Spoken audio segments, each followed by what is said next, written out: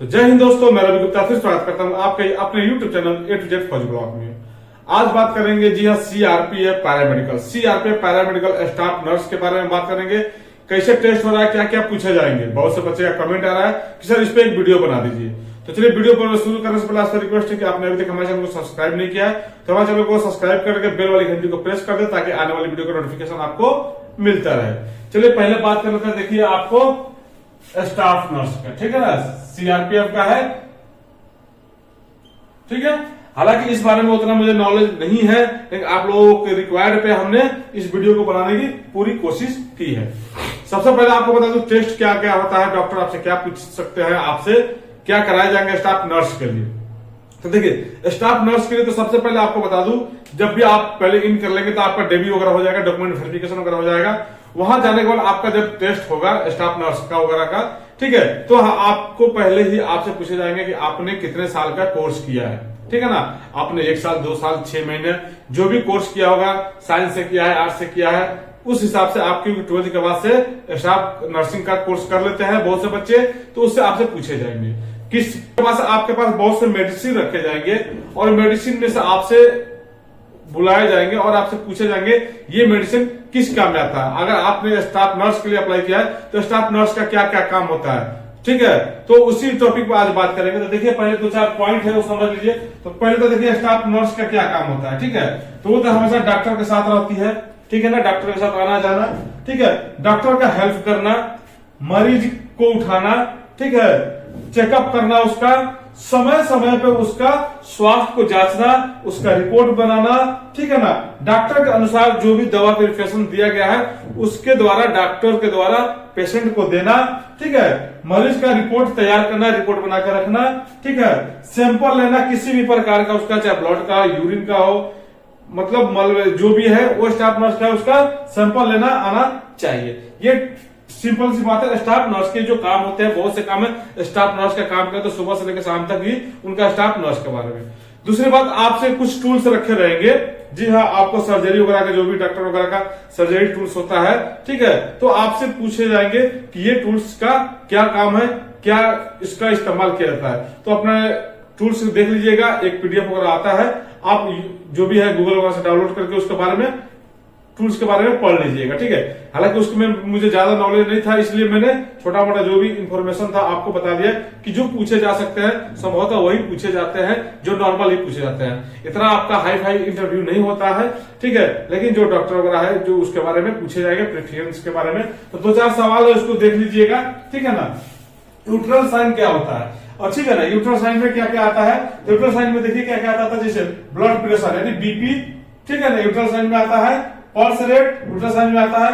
Temperature, oxygen एक्सटर्नेशन, ठीक है ना, ये सब यूट्रल साइन में आता है। हाई रिस्क मेडिसिन, अब देखिए डॉक्टर आपसे पूछ सकता है हाई रिस्क मेडिसिन क्या होता है, ठीक है ना, कैसे दिया जाता है और देने से पहले क्या किया जाता है, ठीक है ना।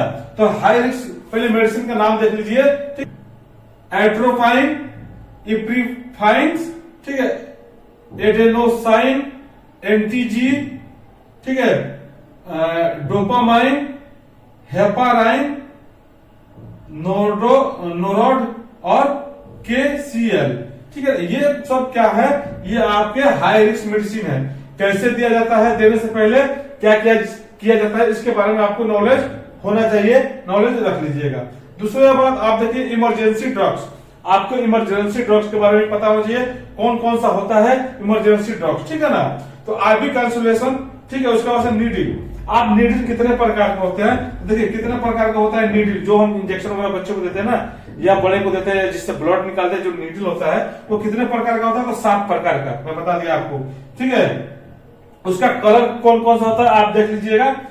किसको कौन सा लगाया जाता है, बड़े बच्चों के खून के लिए साइज का पाई आपको पता होना चाहिए, कौन सा साइज किसको लगता है, बच्चे में कितने साइज का लगता है, बड़े में कितने साइज का लगता है, ब्लड निकालना हो तो कितने साइज का लगता है, ठीक है ना, सैंपल लेना है तो कितने साइज का नीडल लगता है, इसके बारे में आपको पता होना चाहिए, ठीक है। ये थोड़ा इंपॉर्टेंट लग रहा है आपसे, ये कराए जा सकते हैं, इंपॉर्टेंट है ये, ठीक है ना। उसके बाद से एक इंपॉर्टेंट और दिख रहा है आपको, देखिए हाथ धोने का स्टेप, ठीक है। आपसे पूछे जाएंगे आपको कि हाथ धोने के कितने स्टेप होते हैं, तो हाथ धोने के 6 स्टेप होते हैं, ठीक है, याद कर लीजिएगा। उसके बाद से उसके 5 मोमेंट होते हैं, ठीक है ना। अब उसके स्टेप कौन कौन से देख लीजिएगा, यूट्यूब वगैरह पे मिल जाएगा आपको, उसके कौन कौन से स्टेप होते हैं और मोमेंट भी आपको दिखा दिए जाएंगे हाथ धोने के, ठीक है ना। पेशेंट के जाने से आने तक का उसमें मोमेंट जो होता है कब कब होता है, तो जब आप रूम में जाते हैं पेशेंट को छूने से लेके आने तक, इंजेक्शन से लेकर हाथ धोने तक का सबका मोमेंट होता है, ठीक है ना। अब नेक्स्ट सवाल एक आता है, फास्ट एड क्या है। फास्ट एड क्या होता है, इंपॉर्टेंट सवाल है, ठीक है ना। ये भी VBI है और ये भी VBI है, ये आपसे पूछे जाएंगे और हो सकता है आपसे फास्ट एड के बारे में कुछ नॉलेज। तो फास्ट एड क्या होता है, तो फास्ट एड के बारे में आपको नॉलेज होना चाहिए कि जो भी कार्रवाई, यानी जो भी हम पेशेंट को अचानक नजदीकी स्वास्थ्य केंद्र के ले जाने के क्रम में बीच में जो भी हम कार्रवाई करते हैं उसे फास्ट एड कहते हैं। ये आपको अच्छा सा डिप्रेशन पता होगा, देख लीजिएगा, याद कर लीजिएगा, ठीक है। उसके बाद से देखिए एक क्या होता है, पहले फुल फॉर्म सबका याद कर लीजिएगा। कुछ बेसिक बेसिक जो चीजें हैं जैसे बीपी का और टेम्परेचर वगैरह का कुछ चीजें हैं उनके जो आप याद कर लीजिएगा। पल्स रेट क्या होना चाहिए, ब्लड सैंपल वो तो टेक्नीशियन का है, लेकिन नर्स का ये आप लोग थोड़ा याद कर लीजिए। फास्ट एड के बारे में आपको पता होना चाहिए। उसके बाद से आपको देखिए ACLS, ठीक है ना, ठीक है, ये क्या होता है, ठीक है। एडवांस कार्डियो सपोर्ट, BLS, ठीक है, बेसिक लाइफ सपोर्ट, CPR, ठीक है ना। ये इसी का पार्ट है CPR का ही। तो आजकल इसको क्या है, CPR लोग दे रहे हैं। जैसे किसी को अचानक हार्ट अटैक अगर आ जाता है तो क्या करते हैं, जैसे सीने पर हाथ रख के हम जो पंपिंग करते हैं उसको CPR करते हैं। और उसको आपको CPR का फुल फॉर्म भी पता होना चाहिए और CPR कैसे दिया जाता है वो भी पता होना चाहिए। बोल देगा आपके सामने किसी लड़के को एक लटा देगा, ठीक है, आपका जब टेस्ट होगा तो बोलेगा इसको CPR दे के दिखाइए, तो आपको CPR भी देना आना चाहिए, ठीक है ना। बायोमेट्रिक वेस्ट डस्टबिन, ठीक है, जो मेडिकल में जो वेस्ट होता है, बायो मेडिकल में वेस्ट होते हैं जो भी दवा वगैरह, उसका डस्टबिन का कलर बताइए, कौन से डस्टबिन में क्या रखा जाता है, तो वो पता होना आपको चाहिए।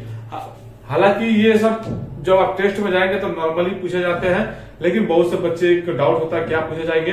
और आप लोगों ने जब नर्सिंग वगैरह किया होगा तो उसी से रिलेटेड पूछे जाएंगे। जिन्होंने नर्सिंग वगैरह कोर्स किया होगा एक्चुअल में 1-2 महीने, 4 महीने, 6 महीने का, वो सारे बच्चे पास हो जाते हैं। और जिन्होंने ऐसे ही सर्टिफिकेट को बनवा लिया होगा तो बच्चे भाई कंफ्यूज होंगे ही। और हालांकि नर्सिंग वगैरह का जितना भी है थोड़ा सा हमारे भी GDC से अलग है, इसलिए इतना ही इन्फॉर्मेशन दे पाया हूं।